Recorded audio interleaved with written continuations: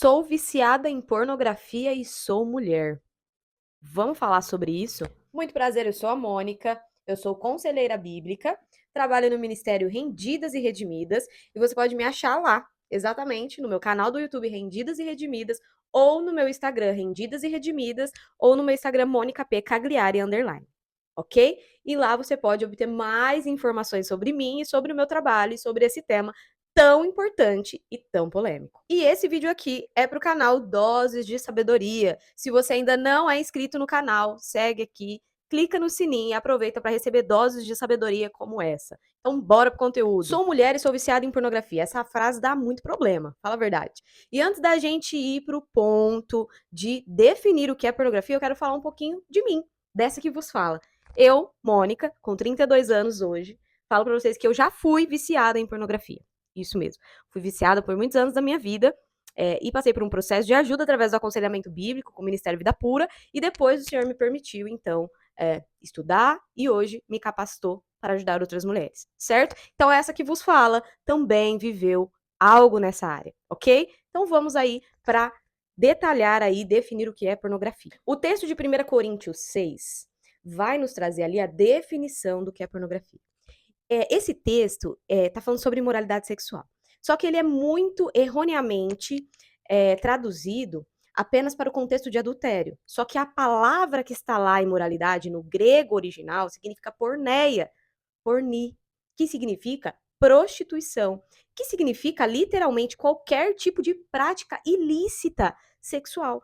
Ou seja, qualquer prática fora dos padrões de Deus para o sexo. Então, lá nós temos essa definição. E, pensando um pouco na história da pornografia, a gente vai aprender, inclusive no livro Da Pornografia para a Luz, do Sid Marks, um grande amigo meu, também conselheiro, que a pornografia antigamente, como era? As prostitutas escreviam cartas para os homens, narrando ali questões sexuais, sensuais, eróticas. Então, nós vamos ver que pornografia não é só aquilo que você vê. E mais além, pornografia não é só filmes explícitos que você vai lá no site exatamente que é para isso e pesquisa. Pornografia é tudo aquilo que te causa excitação fora dos padrões de Deus, certo? Que é o quê? Imoralidade sexual, como a gente viu aí em 1 Coríntios 6, que vai ser todo tipo de prática fora do padrão de Deus. Então, diante dessa construção, nós podemos entender que pornografia é também cenas de séries, de filmes sugestivas, explícitas, livros de contos eróticos, novelas, anúncios do Instagram que te levam à excitação. Mônica, mas você está sendo exagerada, que isso tudo é pornografia? Então vamos deixar que o mestre fale por nós, que é isso que importa, é o que Jesus fala e a sua palavra, e não o que eu acho. Mateus 5,28, Jesus vai falar que se um homem olhar para uma mulher com desejo impuro no coração, este já cometeu adultério. Olha o que Jesus faz. Ele eleva o nível. E ele fala que se está no coração o desejo impuro, ou seja, a pessoa já desejou, já fantasiou ali na mente, no coração, como a Bíblia nos trata sobre mente, já é pecado de imoralidade sexual. Então, logo, se você assiste filmes, séries, enfim, mulher, não importa o que você assiste, e aquilo gera algum tipo de fantasia, excitação, sensualidade, um padrão deturpado de sexo, fora do que a Bíblia diz, então você está consumindo e praticando porneia, pornografia, imoralidade sexual. Olha, quando a gente define isso, fica muito mais claro da gente entender o que acontece com as mulheres na questão da pornografia. E como uma mulher que já foi viciada em pornografia, eu sei que a mulher, ela tem o costume de se envolver emocionalmente com o objeto de prazer dela, certo? Seja um relacionamento, um romance, um filme, um livro. Por quê? Porque a mulher, ela acaba levando tudo mais pro emocional, então ela se envolve emocionalmente com o objeto de prazer. E é por isso que muitas mulheres se enganam e pensam que não estão pecando, como os homens que acessam aqueles sites, né? Mas isso é passar pano para o pecado. É dizer que o seu pecado não é tão pesado assim. Mas vamos lembrar de uma coisa: pecado ofende a Deus.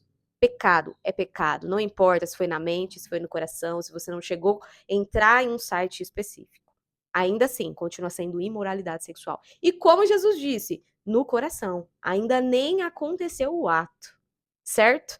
Então esse é o ponto que eu vejo que muitas mulheres se enganam e vivem uma vida de engano, uma vida dupla, uma vida de máscara, sendo escravizadas pelos desejos. Tá, Mônica, beleza. Então eu acabei de entender tudo isso, toda essa caminhada sobre a pornografia, como ela se relaciona com as mulheres, qual é realmente o sentido, a definição. O que eu faço agora?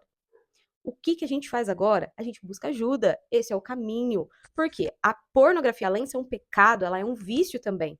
Ela afeta o cérebro, ela acessa diretamente os sistemas de recompensa. Ela cria uma dopamina falha, uma dopamina mentirosa, uma dopamina viciante, uma dopamina innatural. É isso mesmo. Porque quando você fica excitado, o seu corpo se prepara para ter relação. O seu corpo prepara todos ali os neurotransmissores, ocitocina, dopamina, para ter uma relação sexual. E aí a bonita, o bonito vai lá e me consome pornografia. E isso vai sobrecarregando o cérebro, e aí o cérebro vai entrando no sistema de vício, de um ciclo vicioso, que é pior que muita droga. Se você pesquisar e dar um Google muito rápido, você vai ver muitas pesquisas, muitos psiquiatras, neurologistas, neurocientistas falando que a pornografia é pior do que a droga, do que qualquer droga. Por quê? Porque a droga, você metaboliza ela e ela sai do seu corpo depois de um período. Você vai lidar com o quê? Com o coração ali, com o comportamento. Porém, a pornografia, ela deturpa profundamente o caráter do homem e da mulher e também cria-se essa recompensa, esse sistema viciante. E danifica o cérebro, a memória, a atenção, a oscilação de humor que você tem, muito provavelmente é por conta do conteúdo que você consome há um tempo já. E vício, vamos deixar muito claro aqui o que é vício. Vício não é só aquele cara drogado que a gente vê lá na Cracolândia, que tá lá parecendo um zumbi. Não é. Um viciado é aquele que pega o teu objeto de prazer e coloca sempre ênfase em qualquer situação da vida. Tá com tédio? Vê pornografia.